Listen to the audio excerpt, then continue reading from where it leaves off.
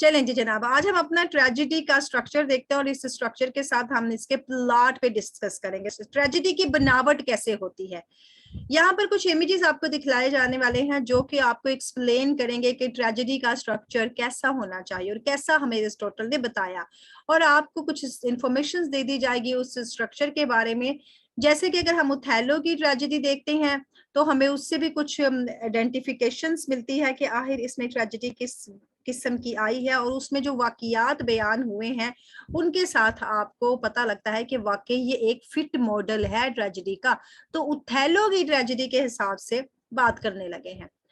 Climax पे आपकी बात है, यानी पीक है आपकी, लेकिन ये पीक आपने ऊपर लिखनी है हमेशा, जहां पर आपने स्केल साथ लेके जाना है। जब आपने ये बनाना है स्केल और पेंसिल आपने साथ लेके जानी है अपने डायग्राम बनाने के लिए, ठीक है।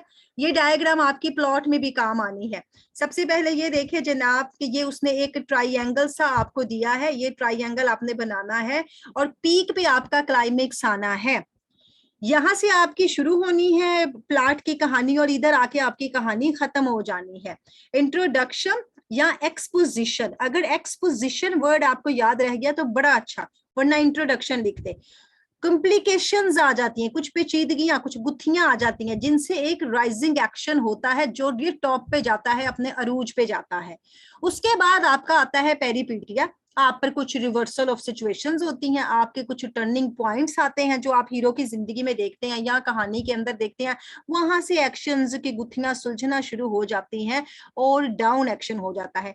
मूवमेंट जो हो जाती है वो फाइनल हो जाती है, फिर सस्पेंसेस जो है वो खत्म हो जाते हैं। और यहाँ पर यहाँ आपको पता चलता है कि जनाब कैटास्ट्रॉफी हो रही है। यहाँ तो कैटास्ट्रॉफी में आप लगाएंगे तबाही आ रही है और डिन्यूनमेंट आ रही है, यानी यहाँ पर आपकी मजम्मत आ रही है, आपका एंड आ रहा है, कहानी का एख्तिताम आ रहा है। अब यहाँ पर इसने दो वर्ड दिए हैं शुरू में भी और यहाँ पर भी दो वर्ड दिए हैं, यानी ये है आपका बिगनिंग, ये इसके बिल्कुल सेंटर में आ जाएगा आपका मिडल, और यहाँ पर आ जाएगा आपका एंड। इन्होंने ये दो चीजें नहीं लगाई, आपने यहाँ ये दो चीजें भी लगा देनी है। तो डायग्राम का एक और रूप देखते हैं जो कि ड्रामा के हिसाब से दिखाया गया है। तो ड्रामा की ही डायग्राम जो थी और ड्रामे पे ही अरिस्टोटल ने भी बात की थी, तो उस लिहाज से देखे हैं। सबसे पहले इन्होंने A1 B C 2 D 3, ये 1 2 3 इधर है और आपके ABCD इधर है, यानी ये एक और तरीका कार है डायग्राम बनाने का। अगर आपको ये पसंद आए तो ये लिखें, वैसे मेरे लिहाज से ये ट्रिपल स्टार है, ये बहुत बेहतरीन डायग्राम है। आसानी से उसने यहाँ पर लिख दिया कि जो लोगों की हैंड राइटिंग ज्यादा बड़ी होती है तो वो साइड पे लिख लें। A for introduction, B for rising action, C for climax और D फॉर रिटर्न, यहाँ पर रिटर्न और फॉलिंग एक्शन, और E फॉर कैटास्ट्रॉफी। अब 1 से इसने क्या किया है, एक्साइटिंग फोर्स आ जाती है, कुछ क्रिटिसाइज आ जाता है, कुछ फोर्सेस आ जाती हैं यहाँ पर वो जो एक्शन थे। फिर ट्रेजिक फोर्स आ जाती है नंबर 2 पे, यहाँ पर आपको कुछ अलमिये दिखाए जाते हैं। और नंबर 3 पे आपके सस्पेंस जो है उनको खत्म कर दिया जाता है और आपने ऑप्शनल में लिखना है, अगर एंड मिला है तो लिख लें, नहीं मिला है तो ना लिखें। अब सबसे पहले देखिए एक्सपोजिशन क्या होता है। एक्सपोजिशन को अब हम डिटेल में देखेंगे, एक्साइटिंग फोर्स को देखेंगे, राइजिंग एक्शन को देखेंगे, फिर राइजिंग एक्शन की आके डिटेल्स देखेंगे, राइजिंग एक्शन के बाद क्लाइमेक्स देखेंगे और फॉलिंग एक्शन देखेंगे। फिर फॉलिंग एक्शन से आके आपका काम खत्म हो गया, ड्रामा खत्म। फॉलिंग एक्शन के बाद कैटास्ट्रॉफी आ गई जनाब, तबाही मच गई, कोई ना कोई काम हो गया। अब इसकी एक एक की हमने डिटेल देखनी है, जो आप वहां ऊपर डायग्राम में देखा ना, वो जो डायग्राम भी आपने लिख के उस सूरत में आनी है जब आपको प्लॉट के बारे में क्वेश्चन आएगा। ये स्पेशल सवाल आपका प्लॉट का है।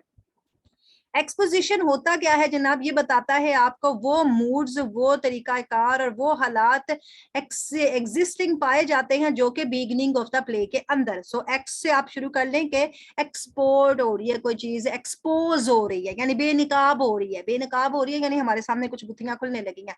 द टाइम एंड प्लेस भी इसमें आइडेंटिफाइड किया जाता है, वक्त भी आपको बता दिया जाता है, और उसके साथ आपको जो मेन कैरेक्टर्स होते हैं और उनकी पोजीशंस और सर्कमस्टांसेस आपको बताई जाती है, उनके रिश्ते और नाते बताए जाते हैं एक दूसरे के साथ। यानी आपको शुरू में जो भी कुछ आप देखते हैं, आपको कैरेक्टर के नाम बताए जाते हैं। फिल्म का स्टार्ट हो या किसी भी ड्रामे का स्टार्ट हो तो आपकी इंट्रोडक्शन पहले हो जाती है, तो इंट्रोडक्शन में आपके ये एक्सपोजिशन में सारे काम होते हैं। आगे आ जाएंगे एक्साइटिंग फोर्सेस आ जाती है, कुछ ऐसी फोर्सेस आ जाती हैं जो आपने कुछ जोश पैदा कर दे, जज्बा पैदा कर दे।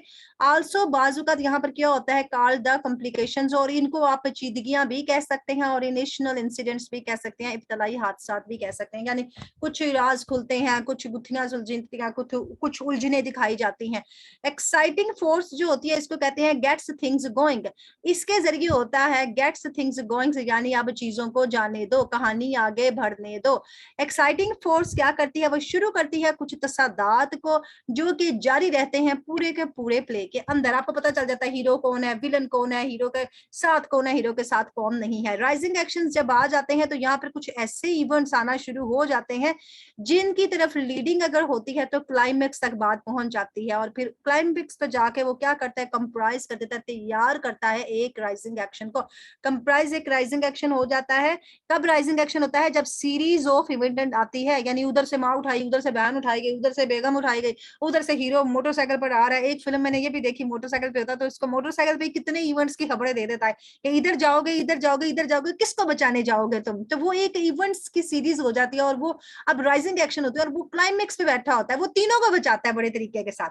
वो एक तरफ अपने मोहल्ले यस वाले को मैम, भेज वो दे उसकी कौन सी बेटी को उठा लेते हैं ना। पता नहीं, यानी वो ये मैंने किसी ना, इंडिया की है। ये तमिल मूवी है, मुझे हाँ याद तमिल है। मूवी, वही वही। वहां पर वो अपने उसमें मोहल्ले देखा वालों को था। कहता है कि इधर आग लग गई है, वो माँ को भी बचाता है, वो अपनी वो महबूबा को भी बचाता है। यानी वहां सीरीज ऑफ एक्शन चल रही होती है और वो क्लाइमेक्स पे वो सबको बचा लेता है। एंड पे वो हीरो उसके पास भी पहुंच जाता है, उसको भी मारता है।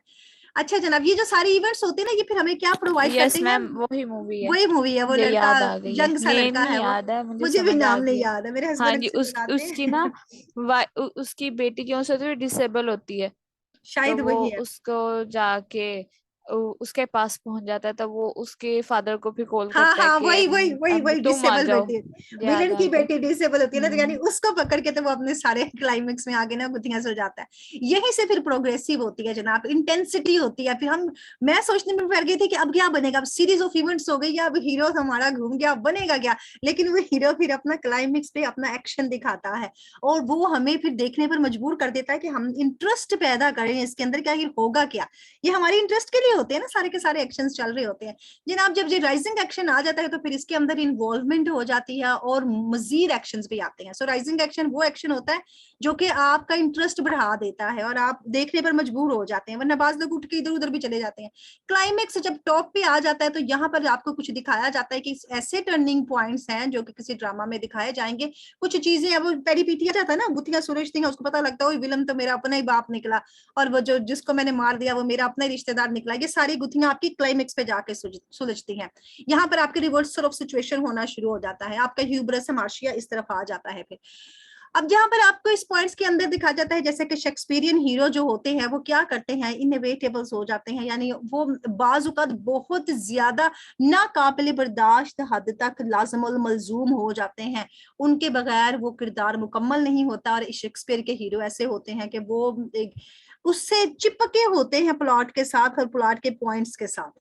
फिर इनका जब फॉलिंग एक्शन आ जाता है तो फॉलिंग एक्शन में आप समझ जाते हैं जनाब, इसमें क्या हमें दिखा दिया जाता है कि इसमें भी इवेंट्स ही दिखाए जाते हैं जो कि वाकया हो रहे होते हैं टाइम टू टाइम और क्लाइमैक्स पे हो चुके होते हैं। वो हीरो की मौत आ जाती है या यहाँ पर, या एंड में अगर फॉलिंग एक्शन करना है तो जैसे अब आपने एंड करना है, सम अप करना है, तो यहाँ पे वो भी दानियाल का ड्रामा चल रहा था ना, दानियाल को उन्होंने मार दिया ना, तो वो फॉलिंग एक्शन हो गया। अगर वो आप वो उस बदजात को भी देखते हैं तो वो भी एक किस्म का सारा उन्होंने प्लॉट ऐसे कंस्ट्रक्ट किया है। सीरीज ऑफ इवेंट ऊपर जाते हैं, क्लाइमेक्स पे आ जाता है तो माँ की शक्ल सामने आ जाती है, फिर वो वहां से फॉलोइंग एक्शंस होते हैं, तो फिर उसके बाद एंड जब करते हैं तो इसमें या तो किसी किरदार को मार देते हैं या उन किरदारों की आपस में सुलह करवा देते हैं। तो ये आपका क्लाइमेक्स पे फॉलोइंग एक्शन हो जाता है। एपिसोड्स यहाँ चल रहे होते हैं और फिर यहाँ पर आपको दिखाया जाता है कि ये जो हम आगे बढ़ रहे थे अपने प्लाट के साथ, यहाँ प्लाट को खत्म करने वाले हैं, तो यहाँ पर मुख्तलिफ ऐसे वाकयात हो रहे थे जो कि एक्टिंग कर रहे थे हीरो की जिंदगी में। यहाँ पर कैटास्ट्रॉफी आती है क्योंकि हम ट्रेजेडी की बात करें तो ट्रेजेडी में लाजमी एक बंदे ने मरना ही मरना है हर हाल में, या तो हीरो मरेगा या फिर हीरो को हीरोइन नहीं मिलेगी। कैटास्ट्रॉफी का ताल्लुक किसके साथ होता है, इसका उन जरूरी कॉन्सिक्वेंसेस के साथ होता है जो कुछ वाकयात के नतायज होते हैं उनके साथ होता है जो कि हीरो की जिंदगी में आते हैं, जैसे कि मौत लगा लें और उनकी शादी ना होना लगा लें। कैटास्ट्रॉफी जो बिल्कुल एंड पे अभी आपको ऐसे प्लाट के यहाँ पर दिखाई थी मैंने, अब हम यहाँ पहुंच गए, वहां पर करेक्टर क्या करेंगे उनको सिंपली ब्रीफ कर दिया जाएगा जनाब। हमने ये आपको प्लाट की डेफिनेशन वाजिया कर दी।